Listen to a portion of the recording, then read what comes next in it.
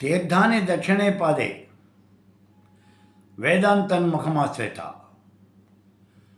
పూజయేత్ అర్చితం తస్తు తదభి ధ్యానపూర్వకం. అంటే సమస్తమైనటువంటి పుణ్యతీర్థంలో కూడా గురువుగారి కుడిపాదాన్ని ఆశ్రయించుకొని ఉన్నాయి. గురువుగారి పాదములు అంటే అవి ఎంత గొప్పవో చెప్తూ ఉన్నాడు. సమస్తమైనటువంటి పుణ్యతీర్థములు కూడా గురువుగారి యొక్క పాదాన్ని ఆశ్రయించుకొని ఉన్నాయ్యా. అంతేకాదు వేదాంతన్ ముఖమాశ్రిత, వేదాలు వేదాంగాలు అన్నీ కూడా ఆయన ముఖాన్ని ఆశ్రయించుకొని ఉన్నాయి. అటువంటి గురువు, ఆ సద్గురువు ఆయన సామాన్యుడు కాదు. అందుకే అటువంటి సద్గురువుని ధ్యానపూర్వకంగా పూజించాలి, అర్చించాలి, ఆరాధించాలి అని చెప్తూ ఉన్నాడు. ఇక్కడ చూడండి, మీకు అనేక చోట్ల ఈ విషయాన్ని చెప్పడం జరిగింది. కానీ మీరు ఎప్పటికప్పుడు దాన్ని ఒక కథలాగా తీసుకుని వదిలిపెట్టేస్తున్నారు. అది మనం చేస్తున్న పని. సాయిబాబా చరిత్రలో బాబా కూర్చొని ఉన్నప్పుడు ఆయన 2 పాదముల దగ్గర నుంచి నీళ్లు అలా పైకి వచ్చేస్తాయి. ఏమిటి అంటే పాతాళ గంగా, సర్వ తీర్థముల యొక్క జలము కూడా అలా వచ్చేసింది అంటాడు. చాలామంది మనకు ఈ సాయిబాబాని సద్గురు సాయిబాబా మహారాజ్ అని చెప్తూ ఉన్నారు. సద్గురు సాయిబాబా మహారాజ్, మాకు ఏ దేవత అవసరం లేదండి, ఎక్కడికి మేము వెళ్ళక్కర్లేదు, సాయిబాబాని ఆయన కనుక మేము కొలిచినట్లయితే, ఆయనకి నమస్కరించినట్లయితే మా కోరికలు తీరిపోతాయి అని 3 మంది చెప్తూ ఉన్నారు. ఇప్పుడు ఆ కోరికలన్నీ తీరుతాయా తీరవా, దీన్ని మనం ఎక్కడ నిర్ణయిస్తాం? అది వాళ్ళే చెప్పాలి. బాబాగారి నమస్కారం పెట్టినంత మాత్రం చేత 4 గురువారాలు ఆయన ఆ ఆలయం చుట్టూ ప్రదక్షిణ చేశారంటే, ఆలయం కాదు మందిరం, సాయిబాబా ఆలయం కాదు మందిరం, సాయిబాబా మందిరం చుట్టూ నేను ప్రదక్షిణ చేశానండి, నా కోరికలు తీరిపోయినాయి. నిజమే, సద్గురు సాయిబాబా మహారాజ్. అదే ఇక్కడ ఇంకో విషయం ఉంది చూడండి. ఏమిటది? బాబాగారి మందిరంలో సేవకులు కొంతమంది ఉంటారు. వాళ్ళు సేవ చేస్తారు. నేను కొంతమందిని చూశాను. అక్కడికి వచ్చే భక్తుల యొక్క పాదరక్షలు వాళ్ళు రక్షిస్తూ ఉంటారు. ఇదే వాలంటరీ సర్వీసు, కేవలం వాలంటరీ సర్వీస్ ఇది. అంటే స్వచ్ఛంద సేవ. వాళ్ళకు గాను వాళ్ళు అక్కడికి వచ్చి ఆ పని చేస్తూ ఉంటారు. మనం చెప్పులు వేసుకుని పెడతాం కదా, ఆ చెప్పులు అక్కడ బయట వదిలిపెట్టేస్తే వాటిని స్టాండ్లో పెట్టి మనకి టోకెన్ ఇస్తారు. వెళ్ళిపోయేటప్పుడు వాళ్ళ టోకెన్ వాళ్ళకి ఇచ్చి మన చెప్పులు మనం తీసుకుని వెళ్ళచ్చు. ఇలా మన చెప్పులు వాళ్ళు పట్టుకుని ఆ స్టాండ్లో పెట్టి మళ్ళీ మన చెప్పులు చేత్తో పట్టుకుని మనకి తిరిగిస్తారు. మనం వాటిని చేత్తో పట్టుకోం, ఎందుకంటే చెప్పులు మనం చేత్తో పట్టుకోం. వాడు కింద పడేస్తే ఆ చెప్పులు మనం తొడుక్కుంటాం. కానీ వాళ్ళు మాత్రం అత్యంతమైనటువంటి భక్తి శ్రద్ధలతో ఆ చెప్పులు తీసుకెళ్ళి స్టాండ్లో పెడతారు. ఇది సేవ. అసలు భగవంతుడికి మనం చేసే చాలా గొప్పదైనటువంటి సేవ ఏమిటో తెలుసా? సత్యసాయిబాబా జీవించి ఉన్నప్పుడు కొంతమంది వ్యక్తులు చెప్పగా విన్నాను నేను. సాయిబాబా జన్మదినము, ఆ జన్మదినానికి చాలామంది వస్తారు. కొన్ని లక్షల మంది జనం అటెండ్ అవుతారు ఆ ఉత్సవాలకి. వాళ్ళందరికీ కూడా భోజన సదుపాయాలు, వసతి సదుపాయాలు అన్నీ అక్కడ ఉన్నటువంటి నిర్వాహకులే చూస్తారు. సరే, ఇప్పుడు అక్కడ ఏది వ్యాపారం కింద నడవదు, అంతా సేవ. సరే, ఇక్కడ అత్యున్నతమైనటువంటి సేవ అనేది ఒకటి ఉందట. చాలా గొప్పదైనటువంటి సేవ, అతి ఉన్నతమైనటువంటి సేవ. ఏమిటా అత్యున్నతమైనటువంటి సేవ? అక్కడ ఉన్నటువంటి ఆ వారం రోజులు అక్కడ ఉన్నటువంటి టాయిలెట్స్ క్లీన్ చేయటం. టాయిలెట్స్ క్లీన్ చేయటం అంటే అందరికీ అర్థమయ్యే భాషలో చెప్పాలి అంటే అక్కడ ఉన్నటువంటి మరుగుదొడ్లు, పాయఖానాలు శుభ్రపరుస్తూ ఉంటారు.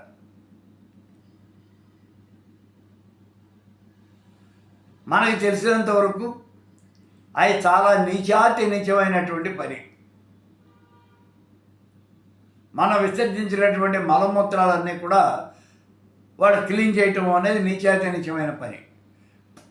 కానీ ఇది చాలా అత్యున్నతమైనటువంటి సేవ అని చెప్పేసి అక్కడ అప్లికేషన్లు ముందే పెట్టుకునేవాళ్ళ. 6 నెలల ముందు వాళ్ళు అప్లై చేసుకునేవాళ్ళ. ఆ సేవాభాగ్యం ఎంతమందికి వస్తుందో తెలియదు. అవి వచ్చినటువంటి వాడి జన్మ నిజంగా ధన్యమో అనుకునేవాళ్ళు. దీనికి అప్లై చేసేవాళ్ళు ఎక్కువగా ఐఏఎస్, ఐపీఎస్ ఆఫీసర్లేను అని చెప్పారు. అత్యున్నతమైనటువంటి పదవుల్లో ఉన్నటువంటి వాళ్ళు అటువంటి సేవ చేయడానికి ఒప్పుకునేవాళ్ళు. వాళ్ళు వాలంటరీగా ఎవరికి వాళ్ళు స్వచ్ఛందంగా వచ్చి ఆ సేవ చేసేవాళ్ళు. కాబట్టి గురుసేవ అనేది సామాన్యమైనటువంటి సేవ కాదు. అందుకే ఇక్కడ చెప్తూ ఉన్నాడు,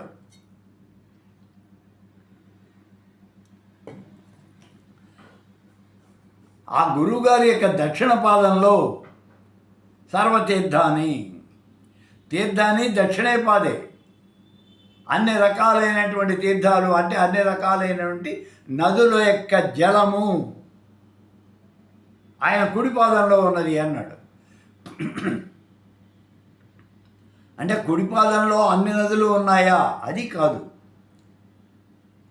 ఆయన పాదాలు కడిగితే వచ్చినటువంటి నీరు, పాద ప్రక్షాళన చేసినటువంటి నీరు అన్ని పుణ్య నదుల యొక్క జలంతో సమానం. అన్ని పుణ్యతీర్థాల యొక్క ఆ జలంతోనూ సమానం. అంత గొప్పది బ్రహ్మ కడిగిన పాదము. సామాన్యమా? సాక్షాత్తు బ్రహ్మ సృష్టికర్త, ఆయన కడిగినటువంటి పాదము, అదే గురుపాదం ఇక్కడ. కాబట్టి అంతేకాదయ్యా, ఆయన ముఖం ఉంది చూసావా? వేదాంతం ముఖమాశ్రిత. వేదాంతం అంతా కూడా ముఖాన్ని ఆశ్రయించి ఉన్నది. వేదాంతము అంటే వేదముల యొక్క అంతము. వేదముల యొక్క అంతము అంటే వేదం 4 భాగాలుగా ఉన్నది. ఈ విషయం గతంలో చెప్పుకున్నాం మనం. అయినప్పటికీ మళ్ళీ చెప్తున్నాం. ఎందుకని? మరి ఒకసారి చెప్పినటువంటి విషయం మళ్ళీ కూడా చెప్పడం అనేది అది పునరావృత దోషం కాదా? కాదు. మామూలు విషయాల్లో అయితే అది మళ్ళీ చెప్పడం అనేది దోషం. కానీ ఆధ్యాత్మిక విషయాల్లో అది దోషం కాదు. ఎందుకని దోషం కాదు అంటే, ఇప్పుడు విన్నటువంటి విషయాన్ని నువ్వు ఇప్పుడే మర్చిపోతావు, నీకు గుర్తుండదు. అందుకే మళ్ళీ వచ్చినప్పుడు ఆ విషయాన్ని మళ్ళీ చెప్పడం జరుగుతోంది. ఎన్నిసార్లు అయినా ఆ విషయాన్ని చెప్తాం. అదే కారణం. కాబట్టి ఇక్కడ ఏమంటున్నాడు? వేదాంతం ముఖమాశ్రిత. ఈ యొక్క వేదాంతము అనేది వేదముల యొక్క అంతం. వేదముల యొక్క అంతము అంటే ఉపనిషత్తులు, సంహిత, బ్రాహ్మణాలు, అరణ్యకాలు ఉపనిషత్తులు. వేదం 4 భాగాలుగా ఉంది. అందులో 4వ భాగం ఉపనిషత్తు. ఆ ఉపనిషత్తులు, ఆ వేదాంతం ముఖమాశ్రిత, గురువు యొక్క ముఖాన్ని ఆశ్రయించి ఉన్నది. గురువుని గురించి చెప్పేటప్పుడు తత్వమస్య ఆది లక్ష్యం, తత్వమసి మొదలైనటువంటి మహావాక్యాలే లక్ష్యముగా కలిగినటువంటి వాడు. తత్వమసి మొదలైన మహావాక్యాలే లక్ష్యంగా కలిగినటువంటి వాడు. తత్వమసి అంటే ఏమిటి? వేదాలు, ఈ 4 వేదాల్లోనూ చివరగా వచ్చేటటువంటివి మహావాక్యాలు ఉన్నాయి. దశోపనిషత్తుల్లోనూ కొన్ని ముఖ్యమైనటువంటి వాక్యాలు తీశారు. వాటినే మహావాక్యాలు, గొప్పమైనటువంటి వాక్యాలు అన్నారు. మహావాక్యాలు, మహా అంటే గొప్పదైనా, వేదాంతంలో గొప్పది ఏమిటి అంటే మోక్షం. ఆ మోక్షాన్ని గురించి చెప్పే వాక్యాలు ఏమిటవి? ప్రజ్ఞానం బ్రహ్మ, అహం బ్రహ్మాసి అస్మి, తత్వమసి, అయమాత్మా బ్రహ్మ. ఈ 4 కూడా మహావాక్యాలు అన్నారు. 4 వేదాలకి సంబంధించినటువంటివి ఈ వాక్యాలు. వీటిల్లో తత్వమసి అనే మహావాక్యం ఇది చాలా గొప్పదైనటువంటిది. ఇది ఛాందోగ్యోపనిషత్తుది. ఛాందోగ్యోపనిషత్తు సామవేదానికి సంబంధించినటువంటి ఛాందోగ్యోపనిషత్తు. దాంట్లో ఉన్నది తత్వమసి అనే ఈ మహావాక్యం. అక్కడ ఉద్దాలకుడు తన కుమారుడైనటువంటి శ్వేతకేతువుకి ఆయన ఈ పరబ్రహ్మ స్వరూపాన్ని గురించి వివరిస్తూ ఉంటాడు. నాయనా, ఓ కుమార, పరబ్రహ్మము అంటే తత్వం అసి.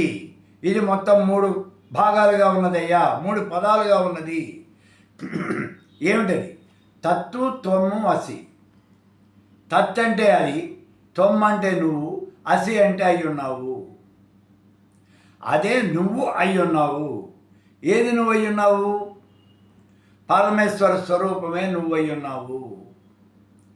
ఓ శ్వేతకేతు, ఆకాశంలో సూర్యుడు ప్రకాశిస్తూ ఉన్నాడు. ఆ సూర్యుడిలో ఏ ప్రకాశం అయితే ఉన్నదో, ఏ కాంతి అయితే ఉన్నదో, అదే కాంతి నీలో కూడా ఉన్నది. అదే కాంతి నీలో కూడా ఉన్నది. తత్వం అసి, అదే నువ్వు ఉన్నావు. ఓ శ్వేతకేతు, అదే నువ్వు.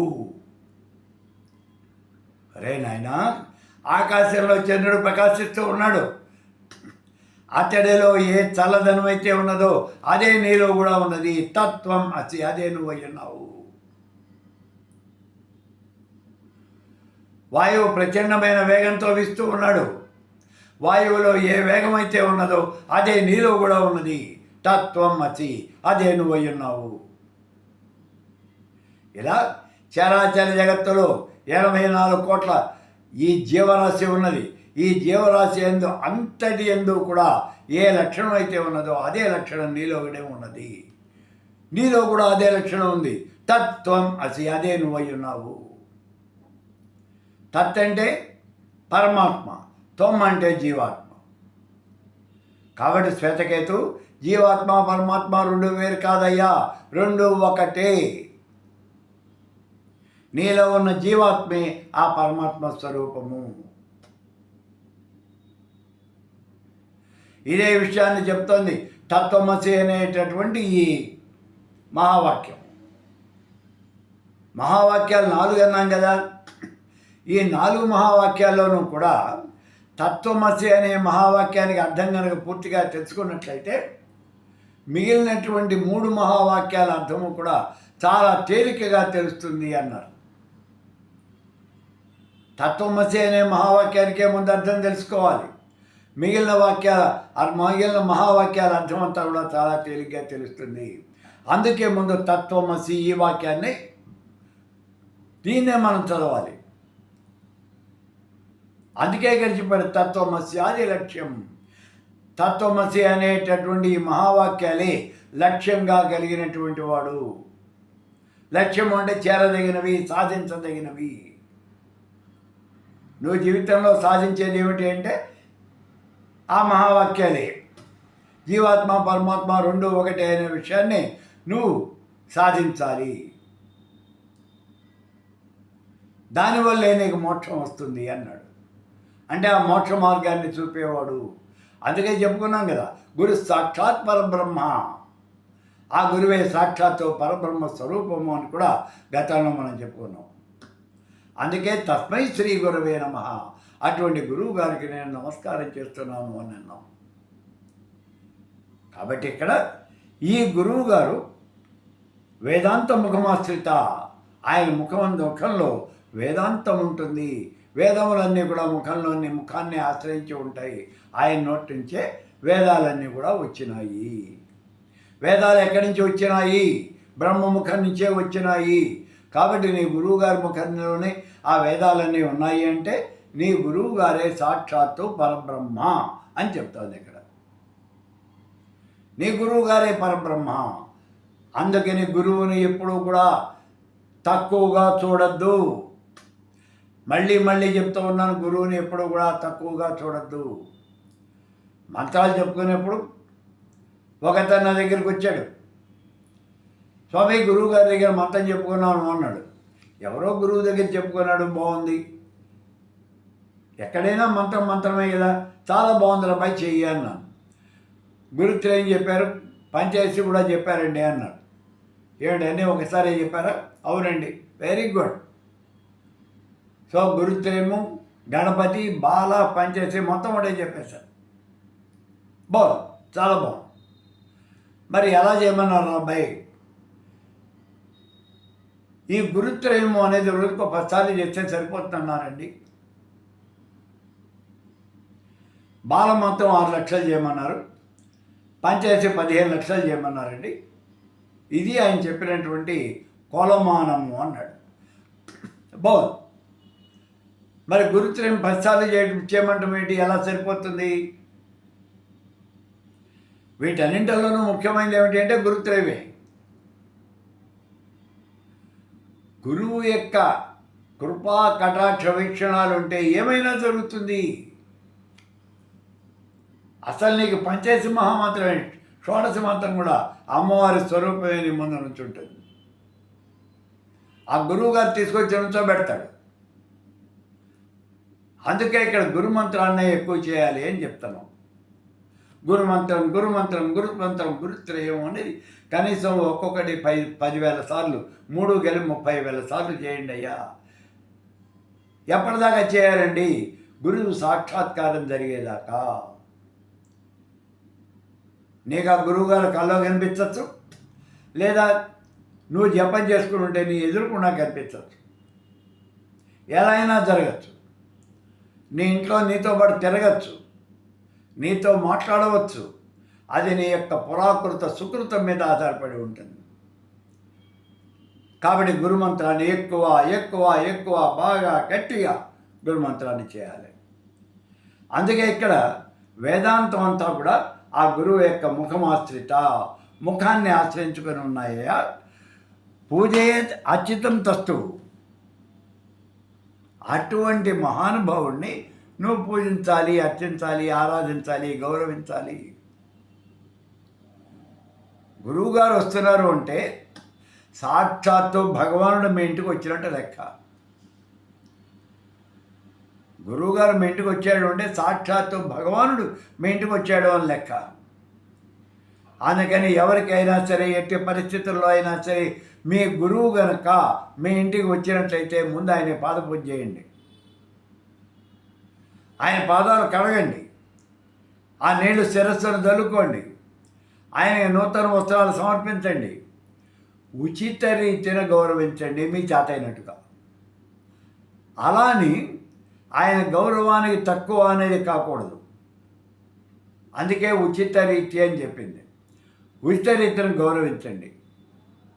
గౌరవించడమే కాదు, ఆయన్ని పూజించాలి, ఆరాధించాలి. సాక్షాత్తు పరబ్రహ్మమే మీ ఇంటికి వచ్చాడు అని మీరు భావన చేయాలి. అదే చెప్తున్నాడు, పూజేత్ అర్చితం తస్తు. నువ్వు ఆయన్ని పూజించు, అర్చించు, ఆరాధించు. ఎలాగా? ధ్యానపూర్వకం. ఆయన్ని ధ్యానం చేస్తూ ఆయన్ని ఆరాధించు. ఆయన ఏమన్నా చెబితే చెవులు దొప్పలు చేసుకుని విను. పెద్ద పెద్ద చెవులు చేసుకుని ఆయన చెప్పే ఏ విషయము, ఏ అక్షరము పొల్లుపోకుండా విను. చాలా జాగ్రత్తగా విను. నీకేదో తెలుసు కదా అని నువ్వు మధ్యలో మాట్లాడకూడదు. నీకు తెలిసినంత ఆయన చెప్పింది. అవునండి అలాగే ఉంటుంది. ఇలాంటి వ్యధవేషాలేకు. ఇలా ఉంటుంది అని నీకు చెప్పింది ఆయనే. మరి ఆయన దగ్గర మళ్ళీ అవును ఇట్లాగే ఉంటుంది అని చెప్తావేంటి? అలా ఇప్పుడు చేయకు. అటువంటి గురువుని నువ్వు ధ్యానపూర్వకంగా అర్చించాలి అని చెప్తూ ఉన్నాడు ఈ శ్లోకంలో. తర్వాత శ్లోకం చూడండి. గురుగీతలోని మొట్టమొదటి అధ్యాయంలో ఇదే ఆఖరి శ్లోకం. సహస్రదళ పంకజే సకల సీతరశ్మిప్రభం వరాభయకరాంబుజం విమలగంధ పుష్పాంబరం ప్రసన్నవదనేక్షణం సకల దేవతారూపిణం స్మరేచ్చరసి హంసగం తదవిధాన పూర్వం గురుం. సహస్రదళ పద్మము నుంచి, అక్కడి నుంచి నీ శరీరంలోకి చల్లని చంద్రుడి యొక్క ఆ కాంతిని ప్రసరింపజేసేటటువంటి వాడు. సంసారము అనే భయాన్ని పోగొట్టడం కోసమని చేతి యందు ఒక కమలమును ధరించి ఉన్నటువంటి వాడు. అలాగే అభయముద్ర కలిగినటువంటి వాడు. నిర్మలమైనటువంటి గంధాన్ని పూసుకున్నటువంటి వాడు. నిర్మలమైన పుష్పమాలికలు ధరించినటువంటి వాడు. నిర్మలమైన వస్త్రాలు ధరించినటువంటి వాడు. ప్రశాంతమైనటువంటి ముఖము కలిగినటువంటి వాడు. ప్రశాంతమైన నేత్రములు కలిగినటువంటి వాడు అయినటువంటి సకల దేవతా స్వరూపుడు. ఈయన ఎక్కడున్నాడు? సహస్రదళ పద్మమునందు హంసరూపంగా ఉన్నటువంటి వాడు. అది లెక్క. ఈయన ఎక్కడ ఉంటాడా అంటే సహస్రార పద్మంలో హంస రూపంలో ఉన్నాడు. అటువంటి సద్గురువుని, గురు అనే శబ్దంతో ఆ రెండు అక్షరాలే అదే మంత్రం. ఆ మంత్రంతో ఆ రెండు అక్షరాలతోనూ ధ్యానం చేయాలి అని చెప్తూ ఉన్నాడు. నగురోరధికం తత్వం నగురోరధికం తప. గురువు కన్నా మించినటువంటి తత్వం లేదు. గురువును మించినటువంటి తపస్సు లేదు. గురువును మించినటువంటి జ్ఞానం లేదు. తస్మై శ్రీ గురవే నమః. అటువంటి ఆ గురువుకు నేను నమస్కారం చేస్తున్నాను. ఇది మనం తెలుసుకోవాల్సింది. ఇక్కడ ఏమంటున్నాడు చూడండి. సహస్రదళ పంకజే, సహస్రదళ పద్మంలో సకల సీత రశ్మిప్రభం, చంద్రుని యొక్క చల్లని కాంతిని ప్రసరింపచేసేటటువంటి వాడు. అలాగే వరాభయకరాంబుజం విమలగంధ పుష్పాంబరం. ఈయన ఈ గురువుగారి చాలా గొప్పదైనటువంటి గుణం ఏమిటంటే భవబంధాలు తెగ్గొట్టడం కోసము, సంసారం యొక్క భయాన్ని పోగొట్టడం కోసము చేతిలో ఒక పద్మాన్ని పట్టు కూర్చోనట్ట. పరమేశ్వరుడి చేతిలో ఉన్నటువంటి పద్మం ఎందుకు అంటే నీ భవబంధాలు తెంపివేయటానికి, ఆ భవబంధాల మీద నీకు ఉన్నటువంటి భయాన్ని పోగొట్టడానికి. అది ఆయన యొక్క పని. చేతి యందు అభయ ముద్ర కలిగినటువంటి వాడు. నీకేం భయం లేదురా ఓ శిష్యోత్తమ, నిన్ను నేనున్నాను, నేను రక్షిస్తాను, నేనుండగా నీకు భయం ఎందుకు? మేము చిన్నప్పుడు చదువుకునే స్కూల్లో ద్వారానికి అటు ఇటు పెద్ద పెద్ద ఫోటోలు ఉండేవి. 2 అడుగుల ఎత్తు ఉన్నటువంటి ఫోటోలు ఉండేవి. సాయిబాబా వారివి. దాని కింద రాసి ఉండేది, శ్రీ సాయిబాబా వారి జీవ సమాధి, నేనుండగా నీకు భయం ఎందుకు. ఆయన ఇట్లా కూర్చుని ఉండేవాడు. నేను ఇందాక చెప్పాను, సాయిబాబా అనేటటువంటి వాడు సద్గురు సాయిబాబా, ఆయనే గురువు అని నమ్మేవాళ్ళు చాలామంది ఉన్నారు దేశంలో. కాబట్టి అటువంటి గురువు ఏం చేస్తాడంటే అభయాన్ని ప్రసాదిస్తాడు. అలా అభయముద్ర కలిగినటువంటి వాడు, నిర్మలమైనటువంటి గంధాన్ని రాచుకున్నటువంటి వాడు, నిర్మలమైన వస్త్రాన్ని ధరించినటువంటి వాడు, నిర్మలమైనటువంటి పూలు ధరించినటువంటి వాడు, అలాగే నిర్మలమైనటువంటి వస్త్రములు ధరించినటువంటి వాడు, ప్రశాంతమైనటువంటి ముఖం కలిగినటువంటి వాడు, ప్రశాంతమైన నేత్రములు కలిగినటువంటి వాడు, సర్వదేవతా స్వరూపుడు. అంతేకాదు సహస్రార కమలమునందు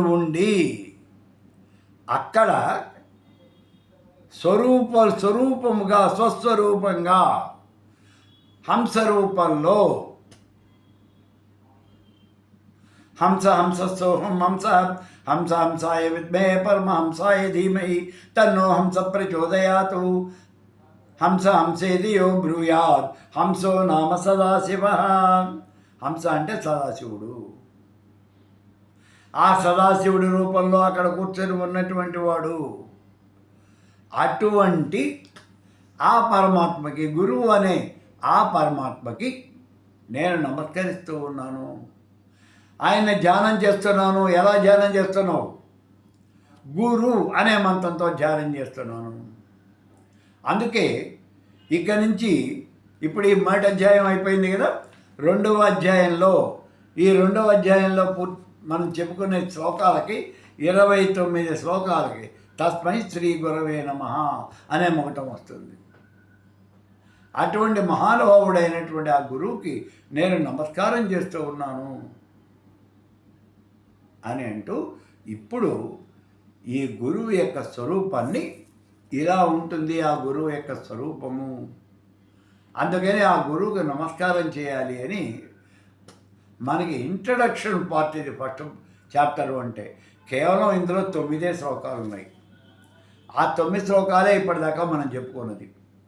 ఆ 9 శ్లోకాల్లోనూ కూడా ఆ పరమేశ్వరుడు యొక్క, ఆ గురువే పరమేశ్వరుడు, ఆ పరమేశ్వరుడు యొక్క, ఆ గురువు యొక్క స్వరూప స్వభావాలు ఎలా ఉంటాయి అనే విషయాన్ని మనకి వివరించడం జరిగింది.